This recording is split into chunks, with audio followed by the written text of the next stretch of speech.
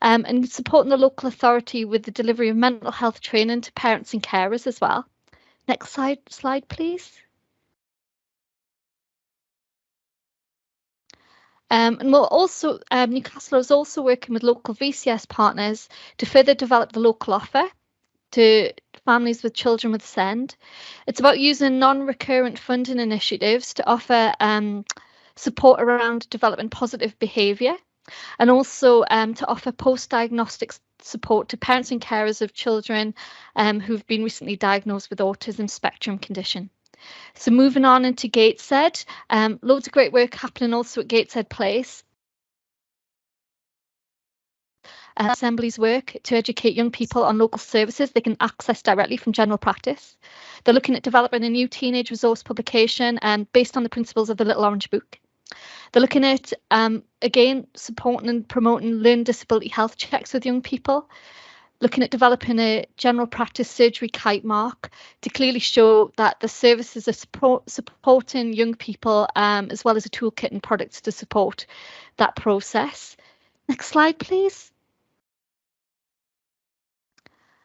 Again, the Nexus pilot scheme to support care leavers. They're looking at procuring new software and equipment that better enables young people's voices to be heard as part of the Voice of the Child initiative. And also more broadly, it's about developing system-wide engagement through a working group, developing the local offer, a new children, young people's and families awareness calendar, engagement newsletter, Hereby Right accreditation. So lots of really great things going on in Newcastle and Gateshead. And this afternoon, we're going to hear specifically just about one specific project that Jill's been leading on with two great trainees. So I just want to hand over to Jill, Jack and Philip, please. Fantastic. Thank you.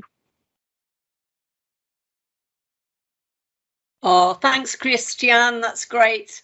Really good links there. So wonderful. So we've got a little bit of a PowerPoint that we're going to share with you that will help us remember what we wanted to tell you. And I'm also going to introduce you to the voice team. So thanks. Can we have a little look at the PowerPoint? That's brilliant. Thank you very much. So yes, we are the SEND voice team, and I'm the SEND voice lead for Newcastle. And my name's Jill Bald. And as part of my work, I'm really privileged to work with two young people who have a part-time apprenticeship role, which runs for a whole year. It's like a rolling programme, and this is our first year. So it's been a bit of a sort of leap into the unknown for all of us, but it is been absolutely fantastic. So we have had the opportunity to work with a couple of young people who have been through our systems, through health, variety of different health and education, health and care planning. So that's brilliant. So we've had Jack and Philip who have come together in terms of like a job carve, because some young people have certain skills and other young people have other skills. And if you put them together, they really feel confident and able to do the one role. And so we felt that that was really important, that we offered young people that opportunity as well. So we weren't just saying we just need the one person that could do this role. What we were saying is we want to get the right people to do the role. And so Jack and Philip share the role together. And it's brilliant because they bring those different skills and experiences, and it's been a huge learning for all of us. So as a team, we work across Newcastle City Council SEND services, as well as all of our working with our health partners as well. And it's brought with us a really great way of connecting and looking at how we support SEND children and young people and their parent carers to be heard. So part of what we started to do, we did some work before Jack and Philip came into post. I'd started doing some work in schools with children and young people, and just right at the very beginning of the pandemic, I did a big survey, and out of that survey I had something like 500 responses from children and young people in their parent carers. 300 from children themselves, 500 from a mix of responses. And key from that learning was that young people were saying that they felt that the whole pandemic had really affected their mental health in a really big way, and they sort of talked about the different things that would be really helpful for them going back into, you know, whether it be nursery, primary school or secondary school, or into their post-16 provision. There were a lot of things that would help them. So what we did was we took those ideas to some youth champions, and we talked to them about how we could put together a survey.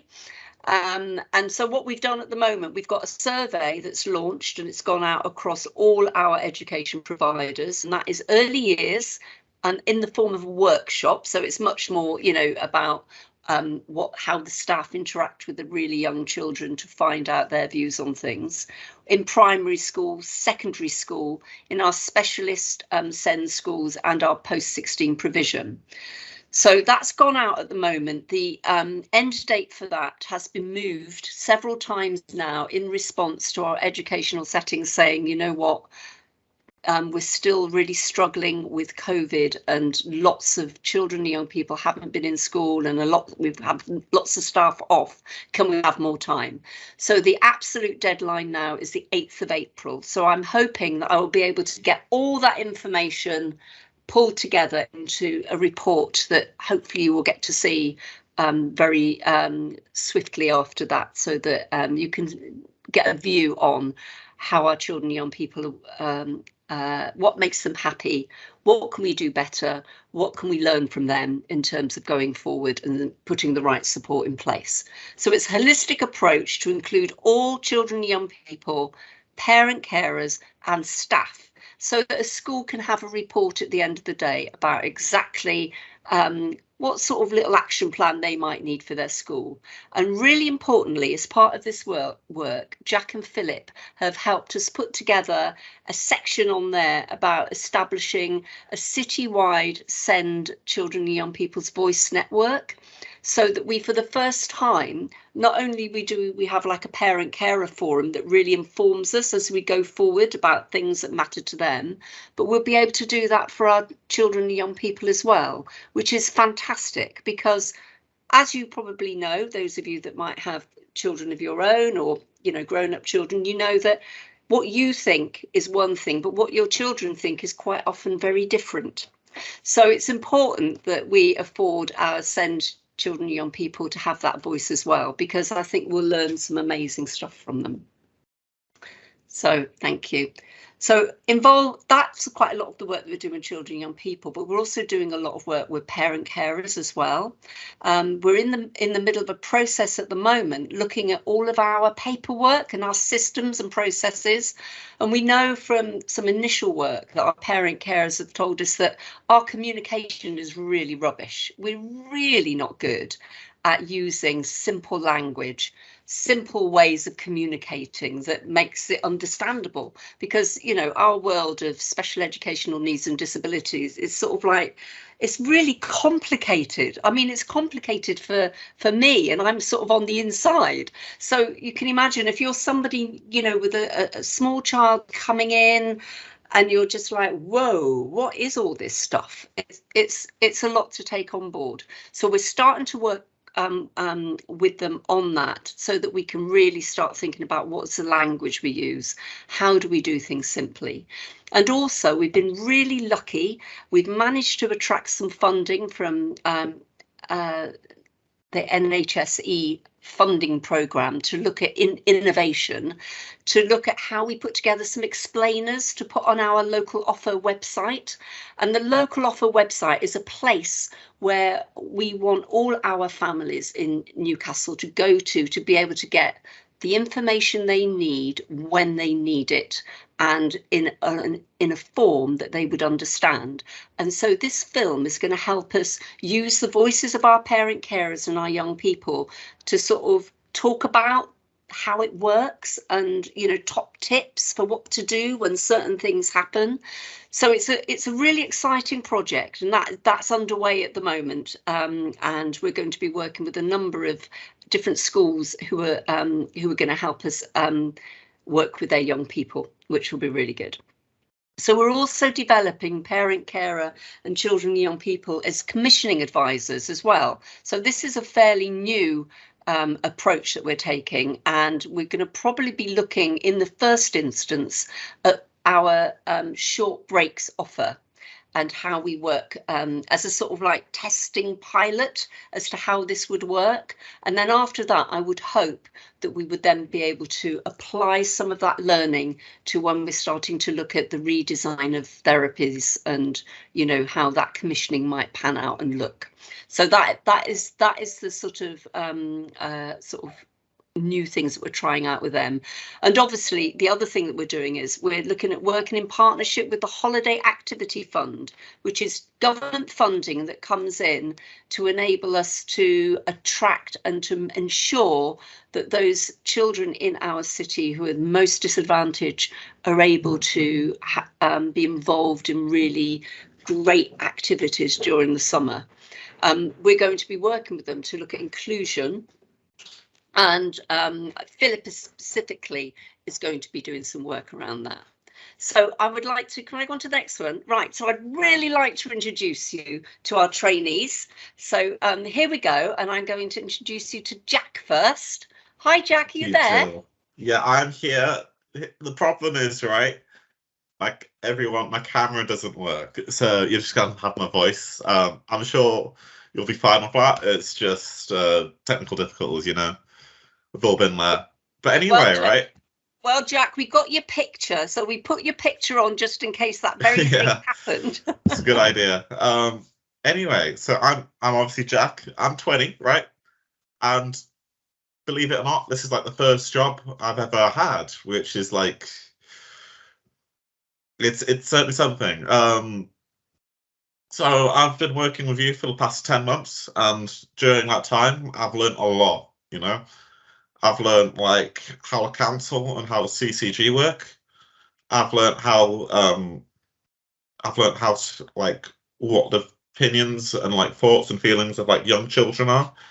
And like I've done that because, you know, well, there's this like whole thing we haven't really talked about, which is the pandemic, you know. It's like it's really affected like how we were going to like initially like do all this stuff, you know, like about we were supposed to go to like physically go to schools and like physically talk to children, and like obviously like we haven't had much of a chance to do that. But there was one time we were doing, so part of my job has included promoting the local offer, which, and so part of that was be representing the council for this like filmmaking project. So we went to Timeview Primary School, and we filmed like a lot of like young children, and we also got their opinions on things, and that like very much helped me understand like what children want and what like the state of like schooling is in Newcastle. And also another thing that I did in the past 10 months is work on like a sort of like work on like a little wiki almost. Yeah, it is a wiki. Basically, I've spent quite a while looking over dozens of sources about covering topics that like everyday teenagers will like have to face. You know, so this includes things like everywhere from eating disorders to like sexual health to like other things, and it's working on that has definitely of course I'm 20, right? I know I've only just I've only just put like being a teenager behind me, but there's still a lot I learned doing this research project, and it's been very interesting. Thanks, Jack. That's brilliant. And a wiki is like a little mini website, and it's one of the tools that we're going to be using with our families, so that especially families with children with complex needs, you can attach little videos and you can talk about your life and the things that work for you, what works well, what doesn't work so well, and it's something that you can share with professionals who are working with that young person. So Jack and Philip have been working on this by doing a little bit of a mini health wiki.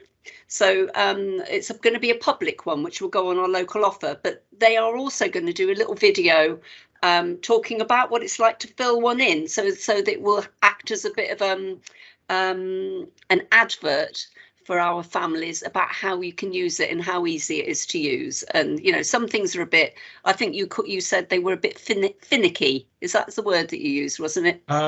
Yeah, it's when you're like browsing it, it's fine, it's very smooth, but like the actual process of like uploading like videos and images, like it's a bit slow. Like there's certain things you do that like it won't like. But other than that, it's pretty good, you know. Brilliant. So that experience we're going to use and advertise that to our families. So that's invaluable, I think. So thanks for all that, Jack. That's brilliant. Yeah. We'll hear a bit from you again shortly. So thank you, Jack. Should we go to the next slide? Brilliant. Awesome. Hi, Philip. Do you want to introduce yourself? Yeah, why not? Hello, everyone. My name's Philip.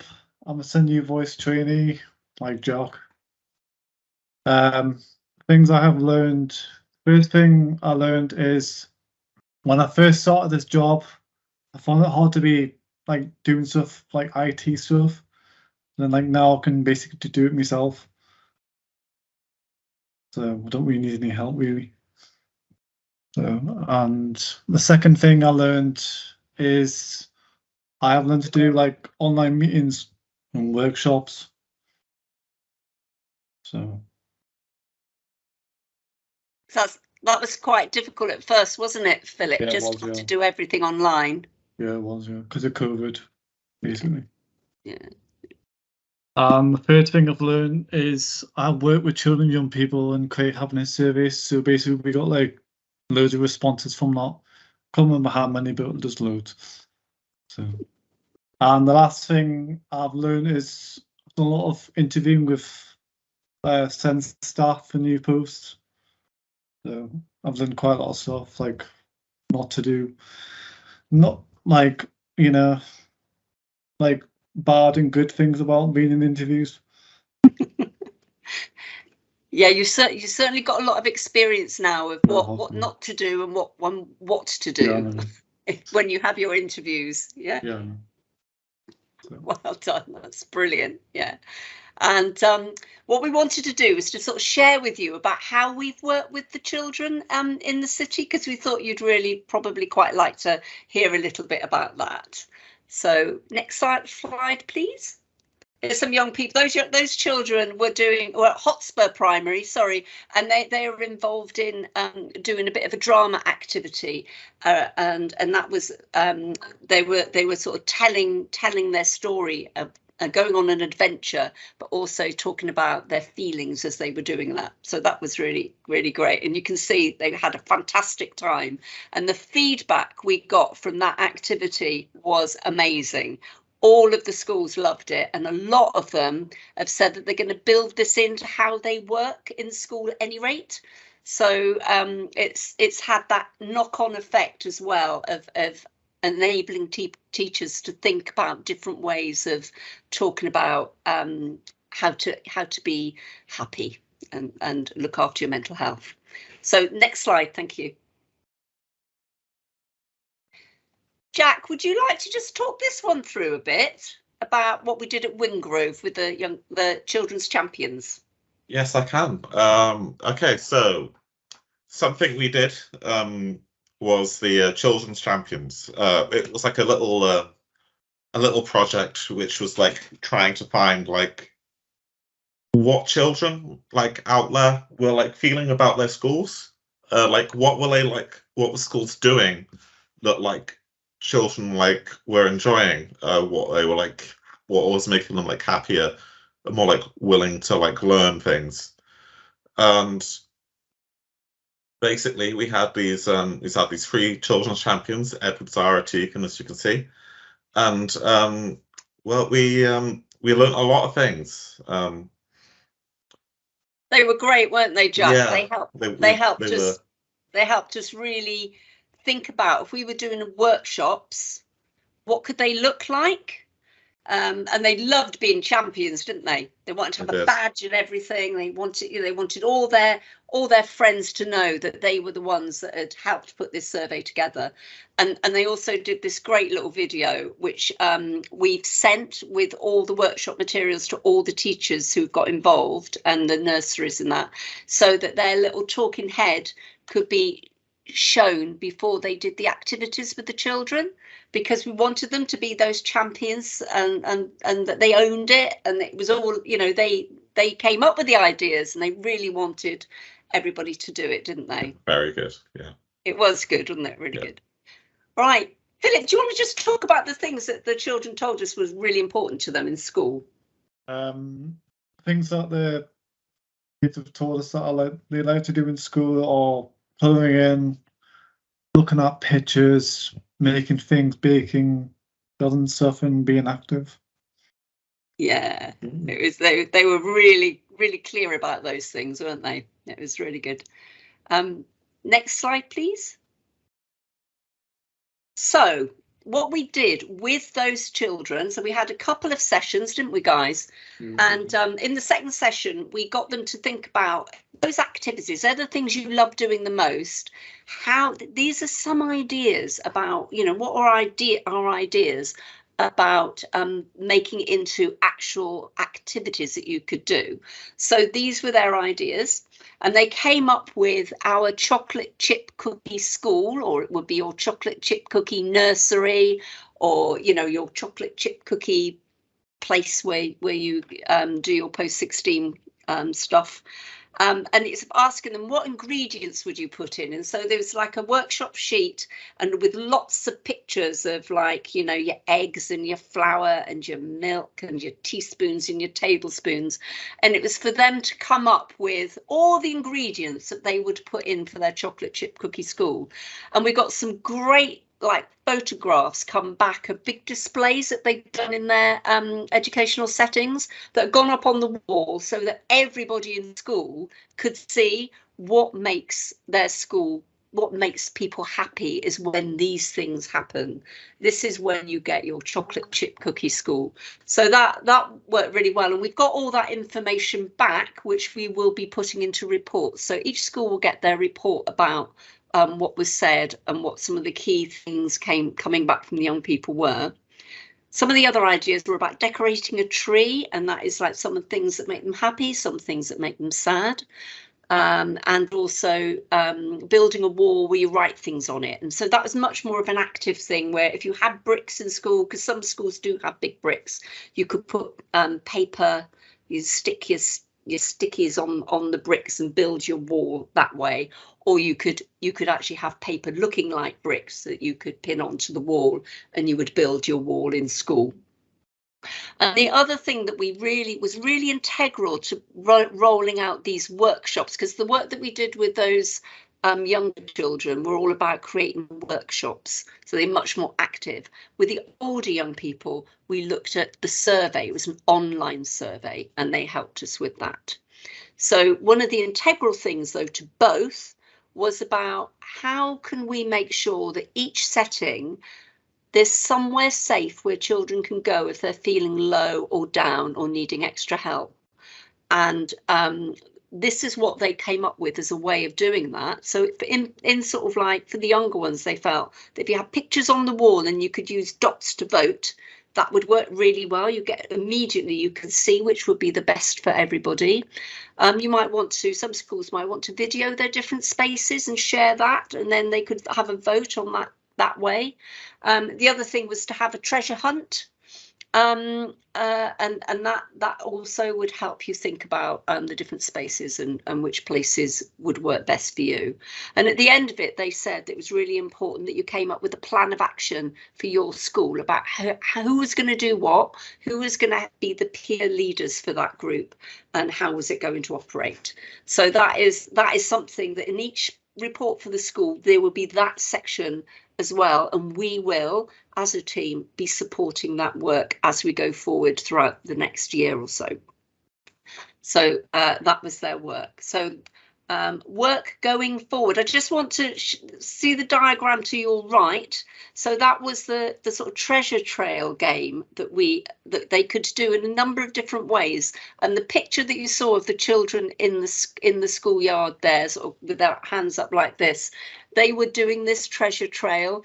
So they were going through the different parts of a day when you might be going stuck in the long grass, or in the sinking sand, or you might be trying to climb really difficult mountains that were really steep, or you might be having to swim through shark-infested waters, or you might be in the woods and you just can't see the woods for the trees.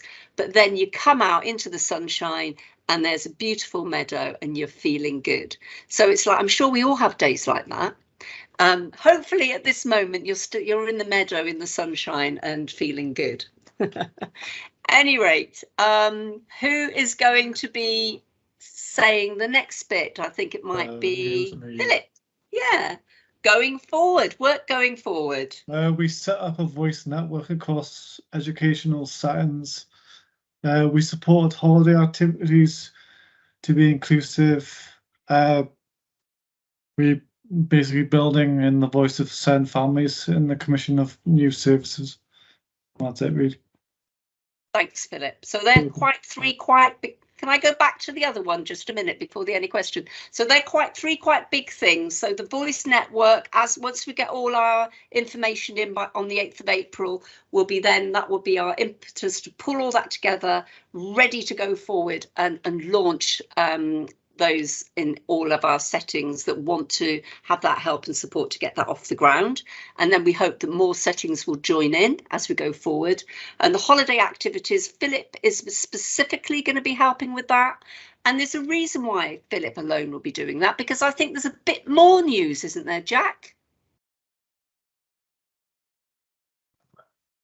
Sorry, I was unmuted. Yeah, so there is to share. Yes, there's some news related to me. So I know some of you may have seen me in meetings before. I know, and some of you may have seen me in the offices at the Civic Centre. I'm just telling you all. I'm quick. I found a new opportunity to work in Scotland. For a hotel. I'll be there full time, and because of that, I'm going to have to be saying goodbye to you, which it is a shame, because being here has been very. I feel like I'd be saying it would be too much if I said it changed my life, but It has changed my life a bit, It's definitely I would not be the person I am if it wasn't for this job and what it's taught me.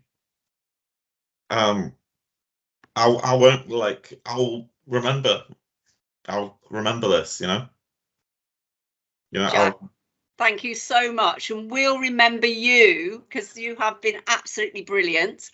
And that's one of the reasons why we do this work. Is what you do is you've enabled us to understand so much more than we would have done if we hadn't worked with you and Philip, and you've learned a lot from us too, and that's enabled you to move forward and have your full-time role and to be independent, live away from home, and think of huge steps and fantastic news.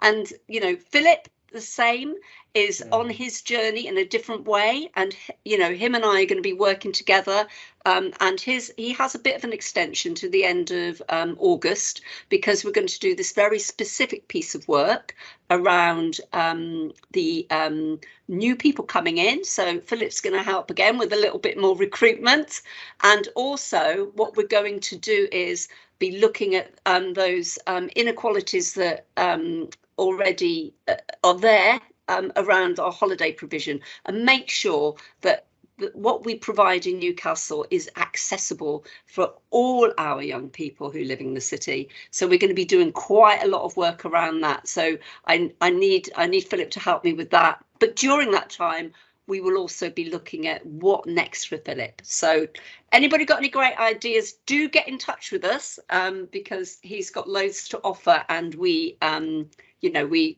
been doing lots of work around CV building and looking at next steps. So I think we can go on to any questions. Thank you so much, guys. That was brilliant. Thank you so much, everyone there. It's really good to hear from Jack, from Philip, and from yourself. And thank you, Christiane, for organising things. I can see we've got Shanaz's hand up. Hi. Oh, that was amazing, and I love the tools that you used to talk to children in different ways. What I wanted to say to Jack and to Philip is that you know, when we talk about leadership, we think it's like people like us, old people sitting in offices wearing suits with important names and important, you know, really long titles. But actually, what I've seen today is actually real leadership from Philip and Jack, and actually those behaviours that inspire the people to want to talk to them, and for people to want to connect with them. And that to me is leadership, you know. And I'm sitting here in tears because I just think life has been so hard for young people. It's been hard for all of us, but it's been significantly hard for young people, and even more so with people, you know, who've got other needs. And to have, you know, amazing work like this to be done by young people with their peers rather than two, which is what we usually do. We do two people. What you've done is actually with people. And for me, that is just amazing. So thank you so much. And if you know, you're absolutely inspirational leaders. Amazing. Hear, hear. Well said, Shanaz.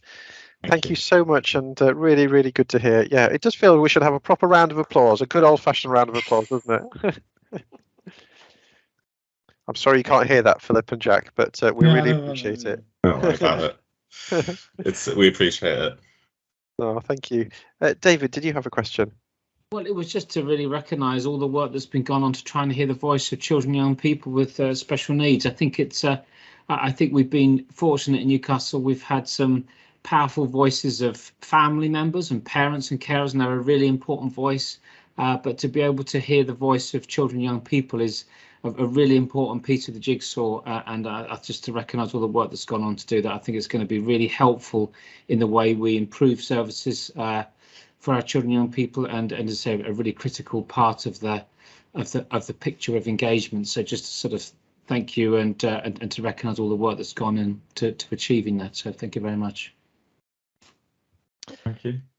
It's been, we really do appreciate the support here. You know, it's do any of you have any like questions, like capital Q questions here, or Jackie? I don't know whether the question's directly to you, Jack, or to you all, really, but fantastic that you're moving on, and we're really going to miss you at the SEND board, because you do keep us right when it gets a bit boring as well, and that's absolutely as it should be, because as Shanaz said, leaders in dark suits aren't really what we're after. But how can we continue to benefit from you, Jack, at that distance in Scotland? We've got a virtual world, and it would be great to think that, you know, your mentorship might be around to support other young people to come through this process as well. I'm not quite so sure how to answer your question, but no, I didn't think you'd have the answer yet. I personally think Philip will do fine by you. Yeah, Who's I here think for a reason. Philip will be amazing, Jack. Sorry, Philip is amazing, but so are you too. And it's if other young people could benefit from some of your learning over the last year, that would also be great. So think about how we might still tap into you at some point without exhausting you, because I know you're going to be very busy doing your new job. I appreciate the sentiment. I personally have no idea how that would work, though. So I'm not quite sure how we're going to be able to top any of this item in the rest of our agenda. It does feel as though we're going to have to go, we're going to have some great innovations in the way that we do this in the future. But thank you so much for inspiring us. Thank you so much for all the work that's going on behind the scenes, and it is really great. And I hope many people will follow in your footsteps and follow your leadership. Thank you. We'll be going now, so we'll just say goodbye, and it would be really good, really, so that to let you have the outcome of the the workshops and the survey, because I think you might well find that of interest too. So I'll make sure that you all get to see a copy of that. Okay. Absolutely. Thank you again, everyone. Thanks then. Bye. Bye. So it feels rather dry for me to then just go through the formalities of our agenda. So I do apologise to everyone. I perhaps ought to have asked one of them to help us with the next section.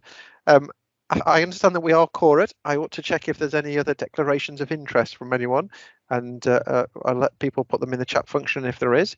It'd be helpful to hear if there's any comments on the previous minutes, and again, if you want to raise your hand if there are any comments you want to make about the minutes. And I'm not aware of any other matters arising from the minutes, I'm going to go very fast through this next item because the report from our Chief Officer would normally be Mark Adams, who's at the first shadow board of our executive of the ICS today. Joe, I don't know if there's any points that you wanted to make at this point, but colleagues will be aware that obviously there are a lot of challenges still to face at the moment. We're trying to sort out the finances of our current year that we're just finishing. We obviously are trying to work through the new frameworks as the ICS evolves, and also then trying to think of the meaning and implications of how we manage the finances and the teams in the remaining part of this year that the CCGs run. So you'll be aware that we have the CCGs still holding the reins until the 1st of July, and so we still have the planning and finances to do for that section of time. And as I say, that's probably a very high level overview, and I know that we're going to go through some of the detail of the implications when we get to some of our quality finance and performance anyway. But Joe, is there anything else you'd like to highlight at this particular moment? Perhaps one or two things. I mean, you've already alluded to, Mark, is at the first meeting of the executive of the ICB. There's still two appointments to be made to that executive. One's the Director of Nursing and the other's the Director of Strategy and System Oversight. And there is a recruitment process in train to fill those posts. We have the new ICB board has been doing work both with the systems, but also within the organisations, just looking at the operating model, and has been undertaken a listening process. And from that, we will have a scheme of delegation. But as I say, that's probably the mainstay of the work at the minute in terms of the emerging joint executive group. So really, I think that's it, Mark.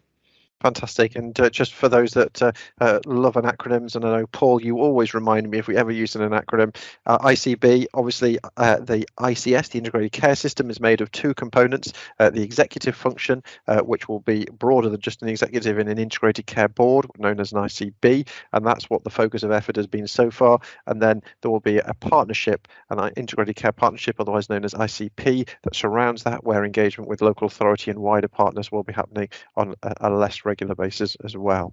So hopefully that will help people, and as I say, we will gradually be feeding more information as we get it, as those plans become firmer. Does anyone have any questions at this point, or any other points they want to make that can share with others about any other updates? I know that later on we would normally have our Director of Public Health mentioning around some of the issues that are happening, not least I'm sure they would be mentioning the COVID numbers that are climbing. Unfortunately, I think both of them have had to give their apologies, and Louise, I think we don't have a written update from either of them either. I don't know if that's correct. Yeah, I'm afraid not.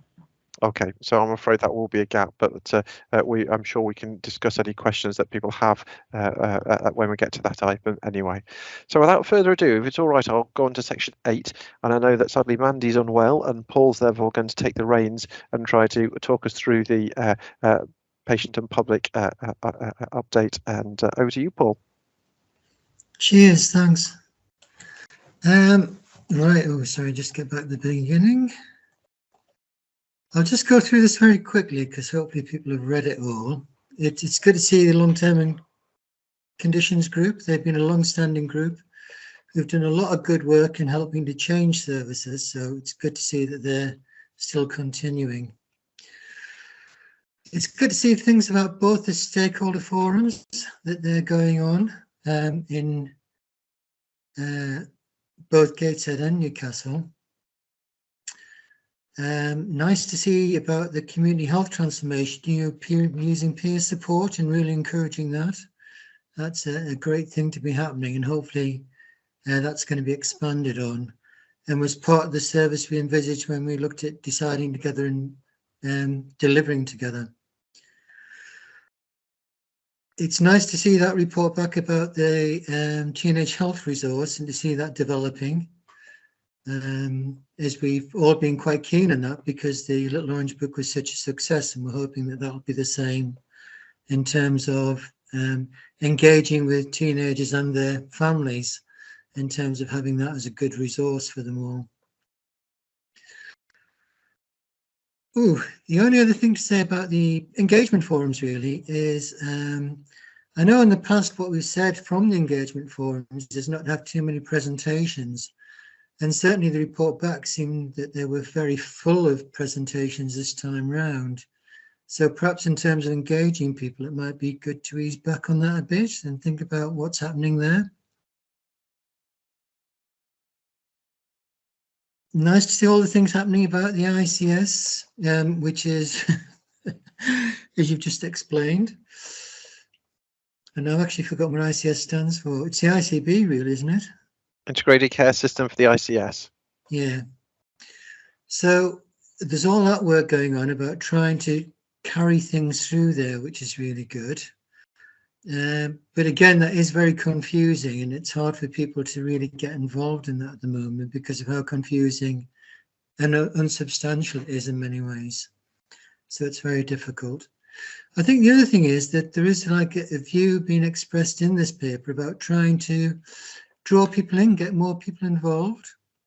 But one thing that had been fed back from both forums was that it's good to hear when people have contributed to discussions or given views, to hear how they've influenced and not influenced things.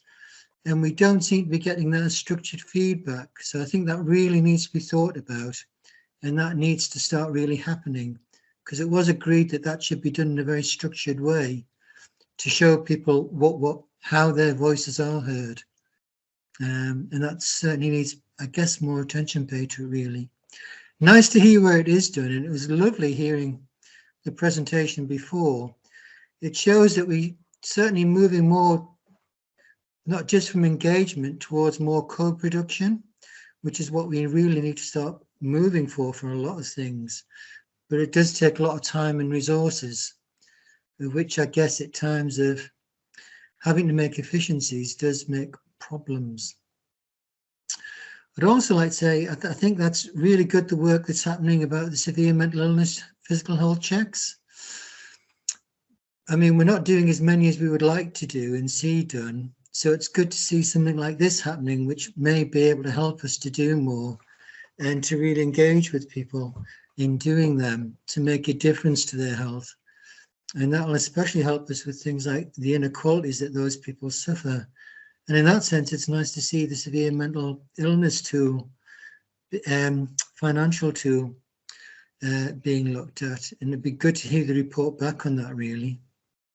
I think that's my just very quick overview. So if anybody wants to ask any questions. Thank you very much, Paul. And we've also been doing some engagement, I think, at the 2 place-based levels for how the place systems are evolving. And we have a meeting on Thursday where the Gateshead system involvement and engagement work is going to be presented as well. So thank you so much for many colleagues generating that work. And Julia. Yeah, just to comment, thank you for that, Paul. I think one of the things that we've seen in the new plan and guidance that we're having to do for the year ahead is an increased focus on the personalisation agenda. And you'll recall that I've presented a number of times on how we've used personal health budgets. But I think certainly as we've learned the lessons from what's happened under COVID and the need to have that more person-centred approach to everything we do, that personalisation agenda is much larger. So I think we need to align some of the pieces of work that we have to make sure that that focus is there. And obviously I know Shanaz has just popped up on my screen, and I know it's something really close to Shanaz's heart in terms of social prescribing. Obviously we've done the Ways to Wellness, etc. So that personalisation umbrella will really need to be front and centre of our work going forwards. And I just wanted to flag that really. Can I just add to that, Julia, because I'm quite excited about this, because the new PCN enhanced service, all of them are about that. So there's going to be a PCN enhanced service about health inequalities, which is all about personalisation. There's one about personalised care planning, so it's in there. There's a cardiovascular disease, which is all around personalised care planning. And I can't for the life of me think what the other one is. Oh, anticipatory care, so personalised care planning working across with community services on frailty and dementia. So that would be great to give some thought about how we do that across the system. Because we already do the year, so we have the emergency healthcare plans, we have the comprehensive geriatric assessments that the frailty nurses do, we have the personalised care planning that our year of care people do, so that the foundations are already there that we can just build on. Fantastic. Are there any questions from anyone else or any members of the public that wanted to ask any questions on any of the items that have gone so far?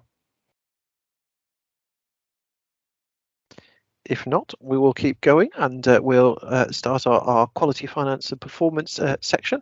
And obviously a huge amount of work that goes into these reports, and I know a lot of people behind the scenes.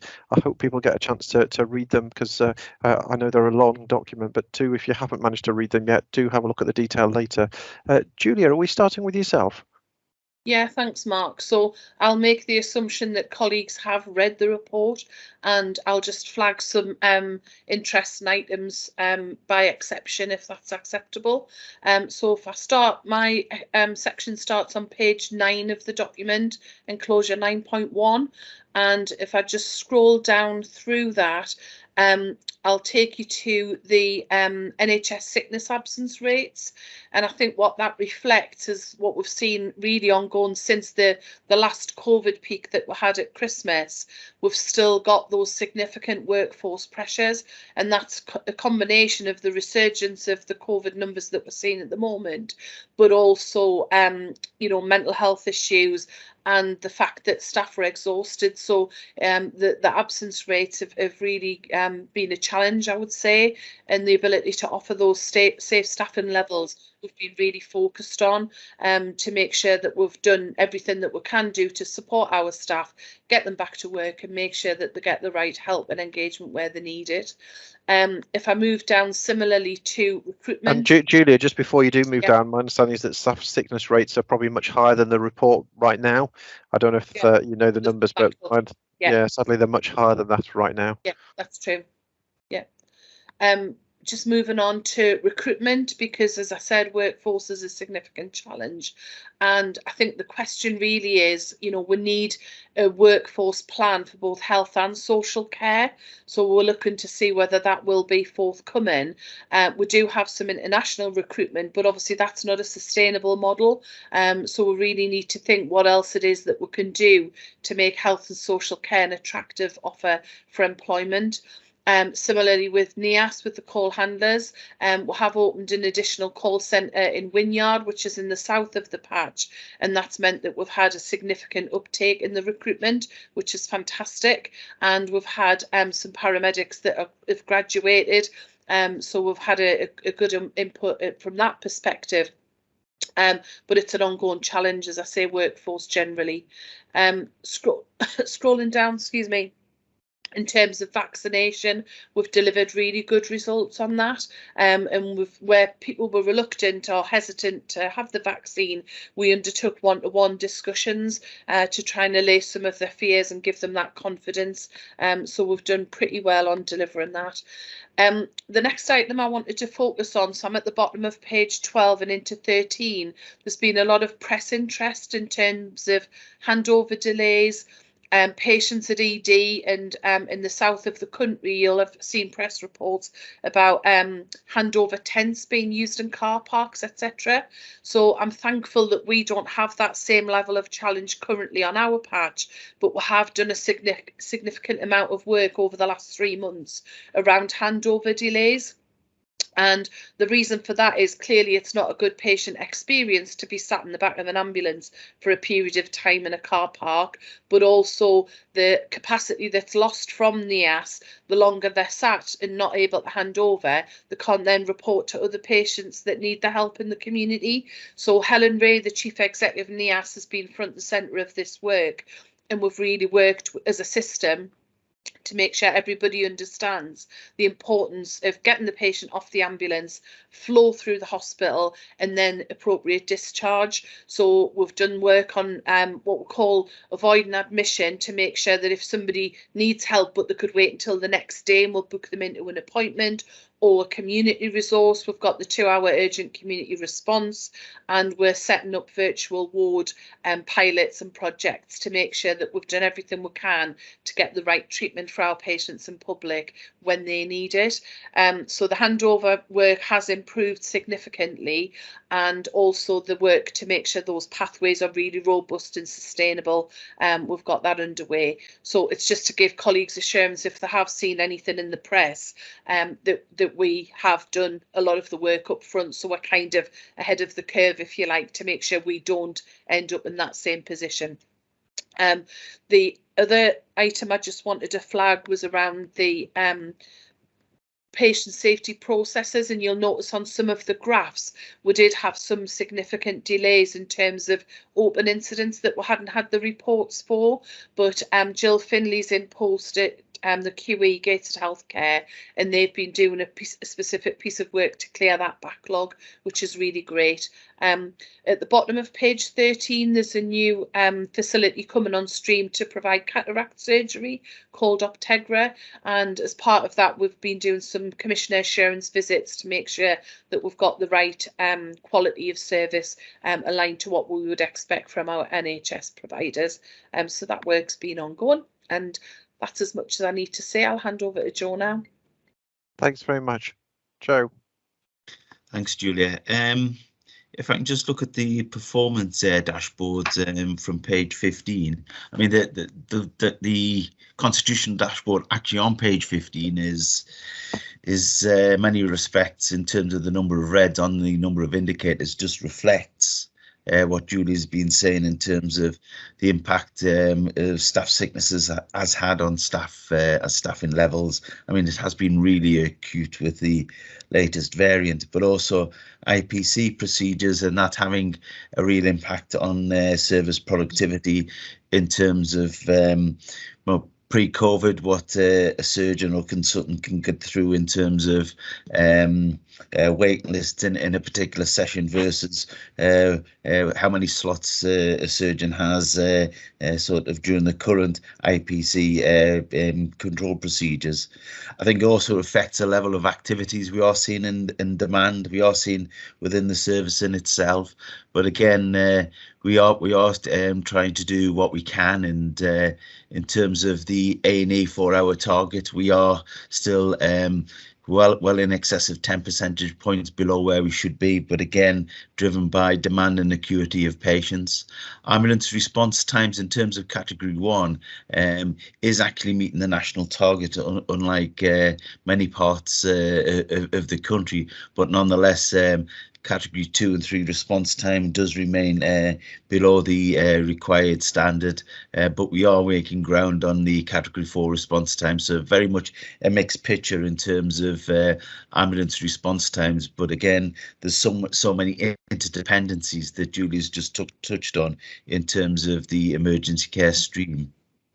In terms of RTT or referral to treatment times, again, we can see from page 19, we have in excess of 10,000 patients waiting on the waiting list in Gateshead and 90,000 in Newcastle, with over 52-week waiters numbering 27 and over 4,000 respectively in terms of Gateshead and Newcastle hospitals. Bill, can you just apprise the governing body in terms of cancers? And we can see on page 15 quite a number of cancer areas is challenged by the current demand and capacity against the standards that's actually required. Thanks, Joe. That's a good point to start on the cancer performance. All of our organisations are under pressure. Not only from the COVID, because both our main providers, Newcastle and Gateshead, closed their COVID wards and then reopened them again because they've had an increase in the Omicron and the Omicron B cases, and they've also got the double hit with the staff going off as well. So just when we were beginning to get back to some form of recovery, then the performance was hit again. As far as cancer performance compared nationally, it's probably at the better end of the spectrum, but that just means that we're at the better end of a bad bunch at the moment. It's difficult, in addition to the recovery and then the bounce back of COVID, to add something else to it, but there is something else, which is gynae oncology services in the south of the region are unfortunately unable to deal with their cases. They've had a loss of consultants, and as a result, the major cases that would have been carried out in Middlesbrough are now carried out in our regional centre, which is Gateshead, and Newcastle has very kindly helped with some of the lesser cases that Gateshead would have been dealing with. So even at a time of extreme pressure, we're able to manage this, and I'm fully aware that the patients in Middlesbrough are not only more than happy to travel, they've been very grateful for the service that they've received from our providers, which is heartening. In addition to what's already in there have been major initiatives. Certainly in dermatology, the teledermatology has made a big difference to the waits. I think there's been a learning curve for our primary care colleagues, and I hope they feel as though they've had the support that's necessary in the teaching of the use of teledermatology, but that is beginning to have dramatic impact on the skin cancer waiting times. One of the areas that we always worry about are head and neck and lung cancers, because they very often are patients at the deprived end of the social scale, and also with head and neck cancers, the speed with which they develop if left untreated is quicker than most other cancers. So we're trying to push those patients coming to us with symptoms. Sadly, we get regular occurrences now where patients have held on to their symptoms for a significant length of time, thinking either that they might get COVID if they come to the hospital, or that the hospital's too busy, and by the time they present, they've got advanced cancer. It's very difficult to see us resolving this issue quickly. I think it's going to be some time before that confidence has returned. In respect of colorectal cancer, we know the evidence is pretty clear that the FIT testing has made a big difference. Not in reducing the colonoscopies as such, but spreading the speed with which the colonoscopy, the diagnostic procedures need to be carried out. And the preliminary evidence is that that's not had a detrimental effect on the treatments that are on offer for the patients. And just looking through my stuff from the Northern Cancer Alliance, there are a number of issues that are coming into play now. There's the first treatment, the 28-day target, It should be 70%. All of our trusts are above that at just over 75%.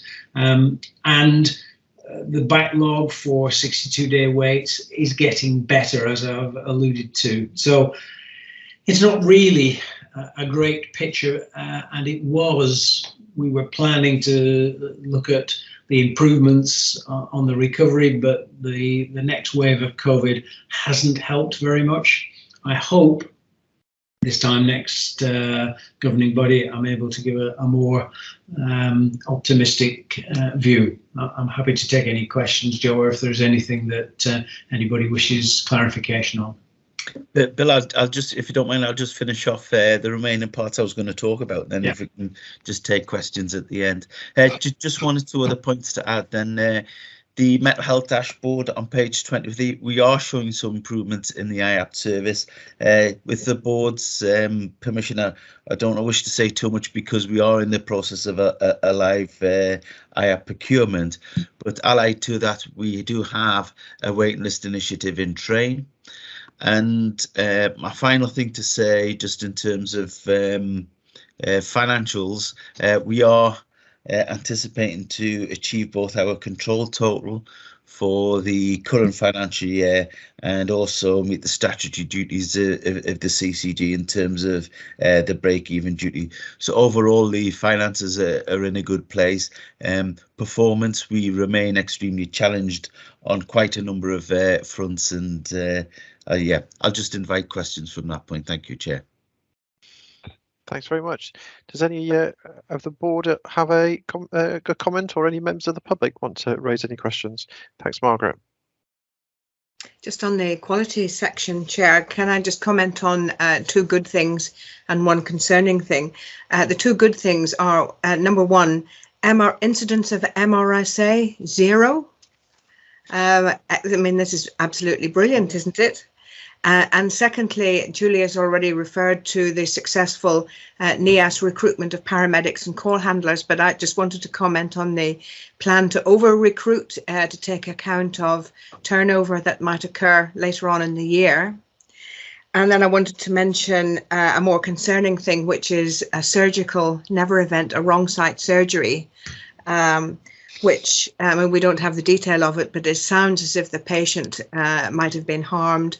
And just to remind the board that these things still happen, although rare, they do happen. Thank you. I don't know if anyone else wanted to come in, Paul?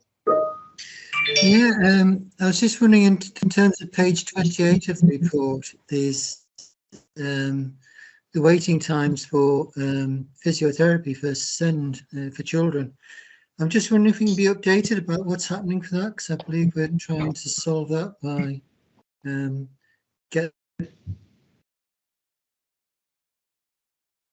If I can come in there, physios, is that correct?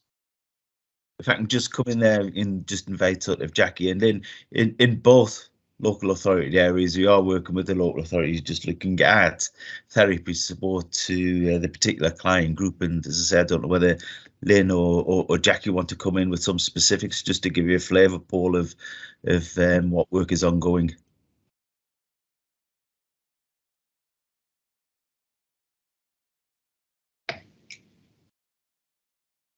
Not managing to hear either of them.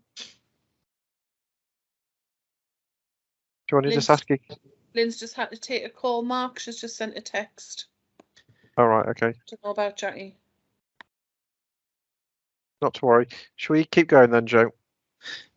Yeah. So as I say, it is on the radar, and perhaps both of the locality directors can give an update in writing, if not verbally at this moment in time.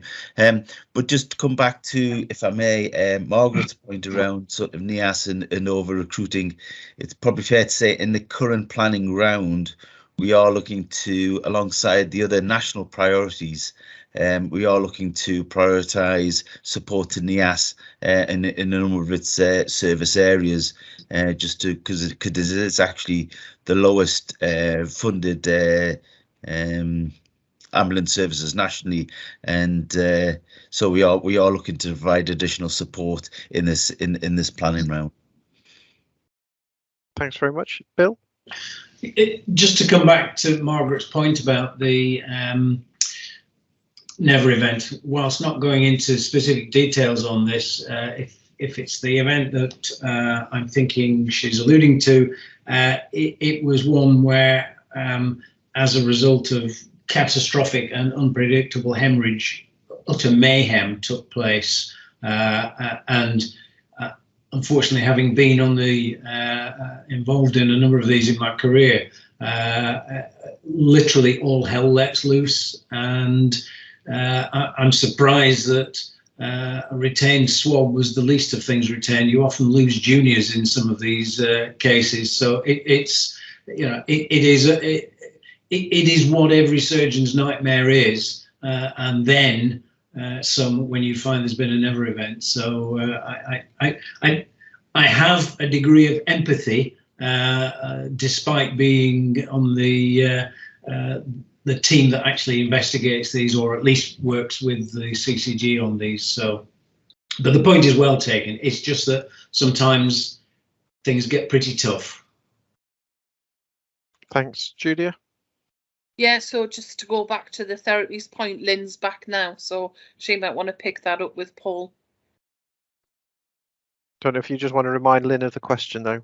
We're talking about the therapy delays for children under the SEND agenda, Lynn, particular physiotherapy. Well, it's particularly sort of speech and language therapy in Gateshead. So we've just done a paper that we're going to bring to exec to look at that, but the waiting times aren't good. So we had a SEND workshop just before Caroline left about 3 weeks ago, and you can wait up to a year for an assessment, but then another year for the actual therapies. So we have got a proposed way forward that we think will work. We just need to top and tail the report and then bring it along to exec. Yeah. Thanks very much. Are there any other questions anyone has about the report? David? Just a couple of things. I think from a Newcastle point of view, I think there is a current review of the therapies for children, recognising the huge challenge there has been, and the waiting times have been a concern. I think this came out in the SEND inspection originally, but I think there is ongoing work to try and look at OT, speech language therapy, and physiotherapy services for children. I was just going to pick up the thought that obviously there's huge pressures here, and patients waiting. I know as a GP, patients contacting us and anxious and thinking about the pressure that puts on staff, and just thinking about, do we have any sense within our secondary care sector of the pressures on staff, how they're managing, whether there's anything being done to support them as we move out of the pandemic and try and tackle these huge elective waits that we currently have, and which are a national phenomenon? If I can answer that, David, sadly, yes, many are not so much seeking therapy, they're seeking different roles and are leaving, and our base of substantive personnel is reduced. And as I'm sure it's the same in primary care, this has been a wake-up call for all, whether they're medics or senior nurses or even junior nurses. I think a lot of people are looking long and hard at their futures in the health service, and it's been really, really tough. And this is going to have an impact on our elective recovery program, because people aren't going to want to be doing waiting list initiatives at night time and weekends when they could be having that time with their relatives and families. So I'm normally not even a bottle or a glass half full. I'm a where is the glass sort of person. But even by my particular pessimistic standards, I cannot see the elective recovery program achieving remotely the goals that we're being asked to achieve. Thanks, Joe. Yeah, Mark, if you don't mind, I think Bill once made the analogy, we've just asked the clinicians to run a mile and we're about to ask them to turn around and run back again. I think that's a wonderful analogy, and You know, the service has faced unprecedented times over the last 2 years. I think the challenges in the service are going to get even greater. Not sure what the answer is, but well, Joe, the answer was there 10 years ago. We had an opportunity to increase the numbers of medics, and we could have looked at how we train nurses, and rather than make them pay for it. But you know, that's old ground, but it's coming home to roost. And you know, and there are many things. There are many things that we can do to help the service rise to the challenges. And you know, COVID has helped us learn some of those lessons. So I'm not totally pessimistic, but as I say, it is challenging times ahead. I mean, one of the things that I'm anxious about is that patients, and therefore primary care, don't sort of raise the bar at which point patients are referred. I think if somebody has something that is a need to be dealt with, then we should be dealing with it. We should be better at it. We don't raise the bar. We don't turn the tap off upstream. We deal with the things that need to be dealt with. Yeah, absolutely. So thank you very much for everyone's comments, and thank you for all the work that's gone into that presentation and the paper. And yeah, we'll move on to the next section, section 10, if that's right. As I say, we don't have our public health consultants, but obviously if anyone does have any questions around either COVID prevalence or any public health issues, we can certainly take those back. I don't know if any questions from any of the governing body or from any members of the public that we would want to take back to our public health colleagues. And Lynn, I might just look to you because I know you've been chatting with our public health consultant quite recently. I don't know if there is any particular broad messages that our public health colleagues are passing on to us at all. I think you've probably all seen Alice. I've just been talking to her. She rang just before, and just really worried about the COVID numbers and how quickly they're rising. So yesterday we had 814 per 100,000, second highest we've seen in the pandemic. It's just worrying, and we stopped testing on Friday, and it's not a comfortable place to be. No, I don't know. There's a lot of discussion going on about the access to testing after the charges are kicked in as well. Shanaz? Oh, we can't hear you, Shanaz. Try again. Can you hear me now? Yep. Yeah, you basically took the words out of my mouth, because we've got a partner meeting tonight, and we're going to be having this conversation. But it feels as though we're having a conversation in a vacuum when we actually don't have the information to be able to actually decide what we want, what we need to do. And the other thing is actually that if you think most of our staff are getting COVID outside in social environments, people are going to pubs, people are going to restaurants, people are going to the cinema, and it's impacting work, and several people are getting it several times. Yeah. So it's just really hard, and I just wish we had some clear guidance as to what we're going to do. Absolutely. Bill? Just a point to make that we do have Sam here, and it will be appropriate for our concerns perhaps to be reflected as a news item.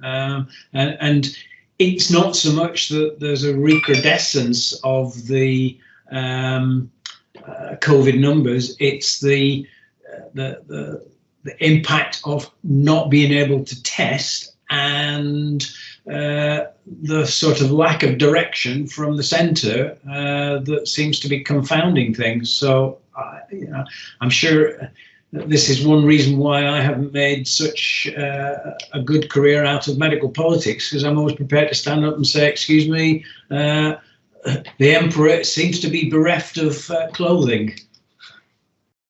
There does seem to be a dissonance, doesn't there, between numbers raising and, as I say, the reduction in precautions. But Liz? Yeah, I'm just wondering, do we have a supply in health centres for lateral flow tests, Mark? Do we have? Are we getting any supply for staff? No, so it's up to practices, I guess, to discuss with chemists. Certainly in my own hat and my own practice, we've had liaisons with our chemists to build us a supply to try and give us some short-term work through. But yes, I don't think there's access elsewhere. So it seems I don't know, Julia, if there's any other knowledge that you know of. My understanding is that it's just up to practices to ask local chemists to use to see what stock they have before they have to charge for them on Friday. Yeah, there's the very unclear. I would agree, Mark. And I think, you know, just to share with colleagues, we're expecting guidance and an announcement today, which will be entitled Living with COVID. So that'll reinforce the new testing, infection prevention control, care home guidance. The designated beds will end on the 31st and the new policies will kick in from the 1st of April. So until all of that guidance lands and we understand how it all fits together, it's difficult to just pick one element out. But at the minute, it's as Mark says, there's no expectation that we'll have free lateral flow tests available. What about in care homes? I presume that's still for their visitors going in, isn't it? Well, it depends on the guidance. Until we get the guidance, we don't know. But I assume that the national plan to relax the, to ensure that people didn't, the national guidance of not getting them free, we assumed was going to kick in when people didn't have to do them for either work or for care home entry. So it does feel as though there's dissonance here, doesn't it? Well, just the idea that if we don't test, it will go away. That's absolutely true. Trump idea, really, I think. Okay, so widespread unhappiness. I think we're all trying to feed back in any way that we can to central government to go in a different direction on this one. We probably ought to, though, continue our direction through the agenda and takes us through to section 11. And that brings us back to you, Joe, on items 11.1, 2, and over to you. The first of the report is the quarterly HR and OD performance report for Q3.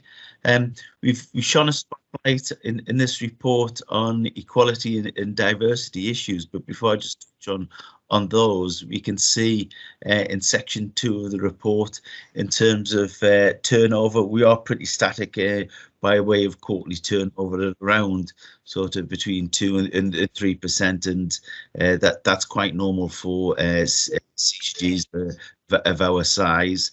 In terms of new hires and leavers, we've had significantly more new hires. We are taking on, as host organisation, employment of ICB posts as they are appointed to, where they're not already substantive in organisations, and we can see that number coming through in terms of new hires in the quarter. We've, as I say, touched on equality and diversity issues under section 2.1 of the report, and hopefully governing body members would find that interesting in terms of how representative we are as an organisation in terms of their diversity issues, both in terms of ethnicity and gender makeup and age makeup of our organisation. And I'll be welcome to any comments governing bodies wish to make at the end. In terms of sickness absence, we are seeing a decline in the rolling average of sickness absence. However, in actual absences, however, the rolling average is still up as the peak in the previous 12 months is still to feed through by way of the rolling average, as we can see in the chart on section 3 of the report. Coming through to areas of sickness absence and lost days, it's still anxiety, stress and depression is the largest category for sickness absence amongst our staff. It has and remains so the focus of our health and wellbeing at work working group, and there are a number of initiatives that we have in place through the health and wellbeing working group to help staff cope with stress and anxiety in the workplace. Just in relation to COVID sickness absence, we are able to, staff are still fit to work because of remote and agile working. We are able to maintain largely resilient workforce by way of sickness absence due to COVID, because of we haven't got or we have a means of remote working, and thus requiring or coping with the need to self-isolate. In terms of just the close down and transition to ICP, I've already apprised the governing body about the remaining or outstanding executive appointments that are currently going through a recruitment process. And Sam Allen, the new chief executive, has been engaging with staff in terms of the establishment of the ICB, and through a number of staff sessions, has been given our own personal insight into her aspirations for the new organisation. Just final thing to say, we are expecting the results of the staff survey during Q3. So the next report that we present to the governing body will have a level of detail arising from the staff survey for the current year. I'll stop there, Mark, and just invite any questions. Thanks very much. Does anyone have any questions?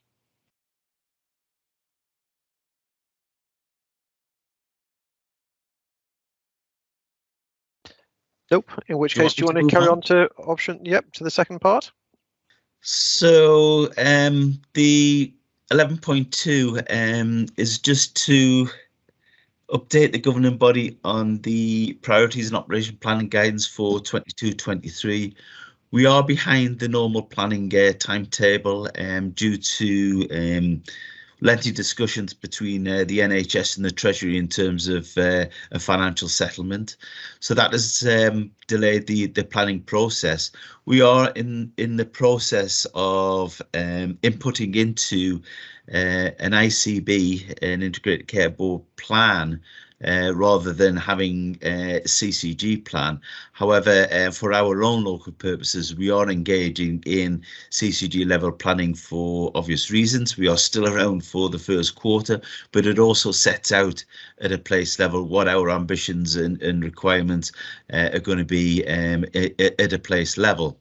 They will focus on the current areas of planning priorities around workforce, around how we build back under normal activities in a COVID environment, and how we tackle the elective backlog in terms of the elective recovery schemes. And we've already spoke about that and the challenges for that. We've already spoke as well about the improvements and the pressures within the urgent and emergent care system. And again, that will be a key feature of our work in 22-23. We'll continue the priority investment areas around primary care and mental health, together with learning disabilities.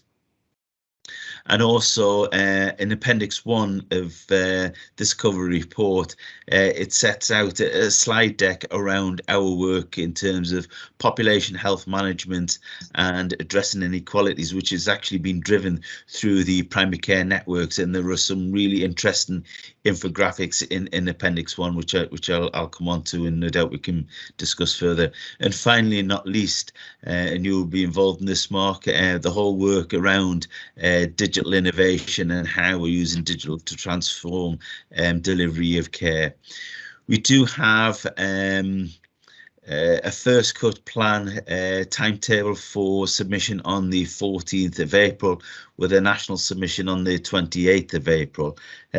So we do have an opportunity in a governing body development session on the 26th, if we can steal some of that time to just update the governing body on the final plan submission at that point.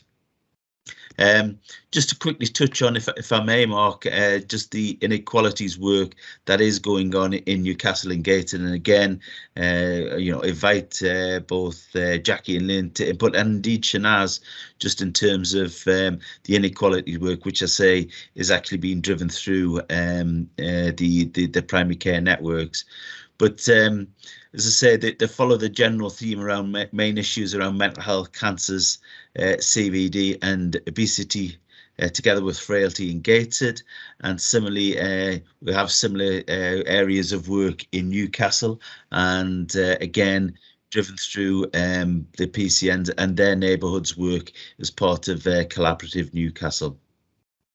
I hope governing body members find the infographics and the population makeup at a practice level and PCN level of interest, and there's no surprises in terms of the areas of deprivations and the localities and PCNs which are most deprived and which are least deprived, and how that has influenced the priority areas of the PCN network in terms of addressing the inequalities agenda that is set out in the slide deck for both areas in terms of Newcastle and Gateshead. I'll stop there, Mark, and just invite questions. Fantastic, and it's really helpful to see that presentation. Thanks very much to those who produced it. Any questions from any member of the public or anyone on the governing body on this one?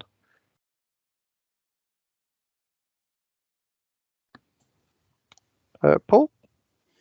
Yeah, I really like that slide deck in Appendix 11.2 about the inequalities in the PCN areas.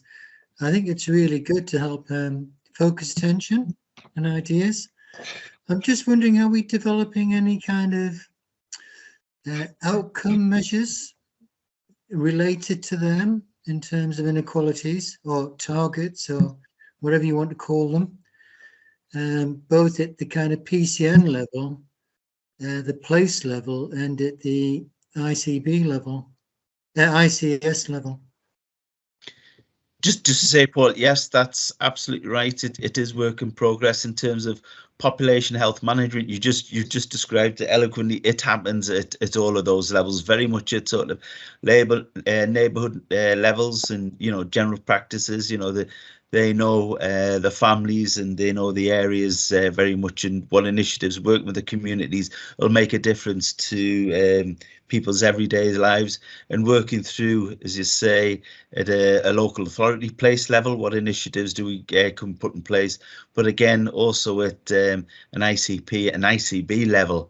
And if we think about the integrated care partnership element of the ICS's work, this is really where the coming together on such a scale can make a difference, and hopefully influence central government on that levelling up agenda, the whole policy documents around the levelling up, and under the auspices of Michael Gove. And again, as a whole system, we need to connect and ensure the North East gets its fair share of our fundings available, because one of the things it sets out is to reduce the inequalities or life expectancy gap by 2030 by 5 years, and the North East has the biggest life expectancy gap. So at the areas of at the levels of ICB, right through and right down to neighbourhoods and communities, the challenges of tackling inequalities happens on all of those levels. So we do need, as I say, clear outcomes and actions at all of those levels. Thanks. Anything further, Paul? Yeah, just to add, I thought the presentation we had right at the beginning of this session with young Jack in is an example of how we can use our money, any monies that we're spending, in helping inequalities. So Jack getting that apprenticeship and then getting that, and that leading on to the job that he's getting in Scotland is brilliant. Yep. And it shows the kind of thing that we can do with the money that we've got. Never mind money that we want to ask for, which we do, because we don't get enough from government for that, to do what we need to do. So it was just a really nice example, I felt, of what we can do with some of the money we've got. Well done to the people who did that. Yeah, absolutely. And I was going to make the point, we should be thinking about put them up for an award. See an award being given for a lot less. But Paul, I think you really do highlight the point that actually healthcare and health interventions will only account for, was it between 18 and 20% of the inequalities gap, and perhaps what the biggest contributor is addressing poverty and unemployment. So what you've just articulated is a very, very good example that the inequalities is a lot more about the wider determinants than it is about sort of health. I guess just to perhaps build on that, Paul, we have put a lot of work into what we call adding social value into the procurement process with local authorities and with the CCG, about trying to make sure that money is reinvested into local areas, and that when it is, that we try to add social value to anything that's done, such as using groups that might not normally get jobs, and trying to make sure that we are investing in local people. So yeah, great to see that example. Any other points, Jeff? Yeah, and when you look at those apprenticeship posts, those young apprentices are often paid the national minimum wage from an apprentice, which is about 50% of the cost of a national minimum wage for an adult. You know, so some of those apprentices are on £3-4 an hour, but it's still expected to travel and pay, you know, an adult fare, and still expected to go and buy their food and all those other things. So in some ways, those apprenticeships, whilst they are a great scheme, actually drive further inequality, because, you know, the cost of going to work is the same whatever age you are, but if we're not prepared to pay that young person the same as an adult, you know, we're actually driving inequality. Nothing we can do about that. You know, that's the government's national minimum wage scheme. Although when we're writing those social value clauses, maybe we should have an expectation that we treat all young people as adults and treat them equally, and all those things. But those schemes, absolutely brilliant, definitely, and those apprentices add so much value to the workplace. Not just bringing their youth, their views, their perspective. In any sector, if your customer base includes families and young people, you need young people in your organisation to work through your own business, to add value to your own business. So absolutely support that 100%. But the caveat about how they're funded and how they can be seen as a source of cheap labour because you can pay them less, and all those stuff shouldn't be forgotten. Really good point. Bill, then Joe? Just to say, if we're talking about inequality, if a family is on universal credit and do get themselves into occupations and earn more than the threshold, the amount at which they pay back to the government is the highest form of tax of any of the groups. So people earning £200,000 a year pay less tax than people on universal credit. And Rishi Sunak's budget last week penalised those at the lower end far greater than the other end. So we know what the message is about inequality from the centre. We just have to work against that. Thanks, Joe. Probably just a couple of points as well. I hope, as being the biggest integrated care board in the country, actually we can start influencing government policy. Actually, we can use some of our freedoms and flexibilities, Jeff, to do things differently and make that bit more difference. And the other point as well is the ICB looks to generate wealth and prosperity, health, wealth and prosperity for the whole of the region. That actually we don't widen the inequalities gap as well, because there's a risk that as we do chase central government and private investment, that actually we widen the inequalities gap, and we need to be mindful of that too. Thanks very much. Is that an old held hand, Jeff? Yes, apologies. Don't worry. Okay, so I'm assuming that that everyone has asked if there's any other items. Sorry, Jeff, that's hand. Yeah, okay, we've gone down again. Great. I'm assuming there's no other questions from the public around section 11, and if so, we'll go on to section 12. And Neil, over to you. Thanks, Mark. I'll just share my screen briefly. There's obviously a lot of information with these independencies, but I've just tried to highlight some of the main changes this reporting period, a lot of which we've talked about today already, actually, which is reassuring for me that we've got the right issues covered in the risk register, and we're adding things as they come through. So we've added new risk around the community therapies that we talked about earlier, around long waiting lists, particularly in Gateshead. This risk is about. So I know we talked about that issue earlier, but we have recognised that in the risk register, so we'll keep that under review. The two red risks we have still on the register, again, we've talked about both of these today. the IAP services in Newcastle, Joe mentioned that's a live procurement, so we won't talk too much about that, but you are keeping that under review, and the waiting-list initiative that's looking at this issue as well. So hopefully we can return to that at the next reporting period and see if we can amend the risk or not. And obviously the performance targets and cancer targets that we talked about earlier today as well. So unfortunately, that those red indicators we looked at earlier is reflected in this risk as well.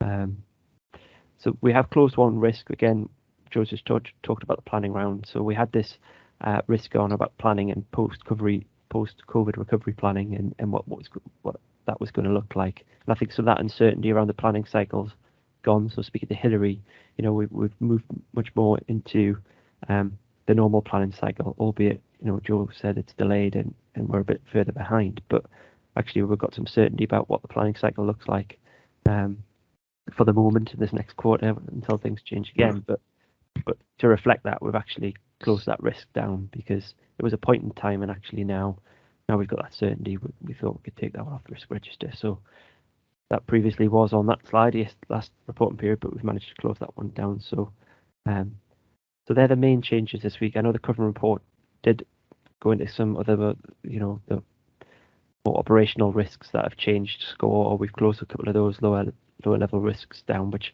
sit below the board assurance framework, but we'd just like to include some of those in the cover report so you get a broader picture of the movement. So there's been quite a lot of movement in the risk register and assurance framework this reporting period, and we're going to keep on with that work over the next quarter as well, in readiness for handing across to both place-based teams and any risks we need to escalate up to the ICB. So in the background, we're trying to look at what risks we need to delegate to place, and which places, and like I say, which risks from a corporate point of view or a statutory body point of view that we currently hold, that the ICB will be that statutory body, and we need to push some of those risks further up for the ICB to consider. So that's further work that's going on at the moment in the background as well.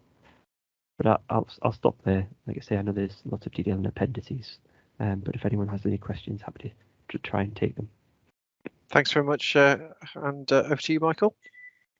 Yes, just to say that there's been a lot of awareness recently about cybersecurity for our IT systems, and NHSE have issued strong guidance about how we need to review our IT. There's always been criminal hackers around, but there's a suspicion that there are hostile or even political hackers out there who may well want to break into our systems. So NEX have spent the last 3 months going through all our IT systems and answering all the prompts from NHSE, and reports were passed to the Quality Committee and to the Audit Committee the last few weeks. And I think we were satisfied generally that NEX have done sufficient to ward off as much cyber attacks as they can do. So that's assurance for the board that actually we are relatively secure against cyber attacks. Neil, any comments on that? No, Michael, I think you've covered it. I think we sought assurance from NEX on there was a list of immediate tasks to be carried out for all NHS organisations actually. And we, NEX is our provider of the digital service. We just liaised with the digital team, and they quickly provided us with the assurance that we took to Audit Committee and we circulated to Quality, Safety and Risk Committee because it just missed our meeting. But yeah, I think, yeah, like Michael says, we've sought that assurance, and next we'll be able to provide that. I have to say, some of the technical detail of that I wasn't too au fait with, but it was reassuring to get the report so swiftly, and if and when we do need to look at that again, I'm sure that they could provide further assurance. Thanks very much. In my digital role, I get quite involved with the cybersecurity work between all the different parts of our system, because we're only ever as good as the weakest part of our system. So we spend a lot of time liaising with all partners.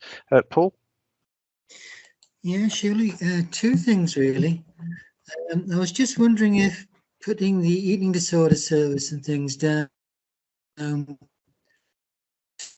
amber was a bit early, given that we've only just kind of started trying to rectify that.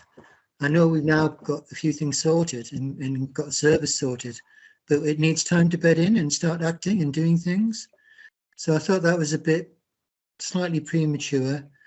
I think the other thing is, do we now need to think about a risk in terms of what's happening to NHS in terms of the fatigue that's happening and the amount of people that are talking about leaving posts and changing, which is going to affect literally all the services that we're trying to provide. Yeah, I think the eating disorder service one, I'll certainly take it back to, I think it's Catherine who updated that one. I think you're right, you know, we've got plans in place, but whether they've worked through to affect the risk yet, I'm not sure, so I'll certainly feed that back. But the workforce issue, I think we've tried to capture in a few different places. You know, we've got a risk around sustainability of primary care, and, you know, workforce is writ large in that, and I think it's captured in some of the performance elements that we've talked about earlier, and I know some of that short term with absenteeism, but I think fatigue and you know, what we've all been through over the last 18 months has had, you know, a significant bearing on those performance figures. But I don't think we've got a standalone risk, but it's something we can consider or make sure that it's captured within the other risks that I've mentioned.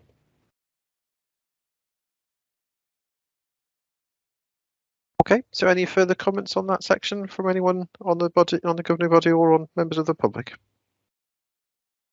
We have a number of items for information, and hopefully they're just there for people's information. If people do have any issues or questions with them, we can probably direct those questions on. I don't know if anyone does have any comments on those. Margaret? You're on mute, Margaret. Yes, Chair, I just wanted to draw the governing body's attention to the Quality, Safety and Risk Committee minutes of the 6th of January. At the time that agenda was drawn up, we thought the CCG would be closing at the 31st of March, and therefore we drew up our top wishes for quality and safety in the future. So they're listed in the minutes at item 6, and we commend our wishes to the governing body and those that carry on the quality and safety work. Well, thank you very much for thinking about those, and thank you for highlighting those. Are there any other items that anyone wanted to mention? In which case, that's probably drawn us to a close. Thank you very much for everyone's contributions today, and thank you again for all involved with our first section. And we really appreciate everyone's time and contributions. Obviously, if you do have any suggestions for how we run our remaining 1 or 2 meetings, please do let us know. Otherwise, we will see folk on the next meeting in May. Take care, everyone. Thanks very much for your input. Thanks, Mark. Bye-bye. Thank you, Mark. Bye. Thank you, Mark. Bye. Thanks, Mark.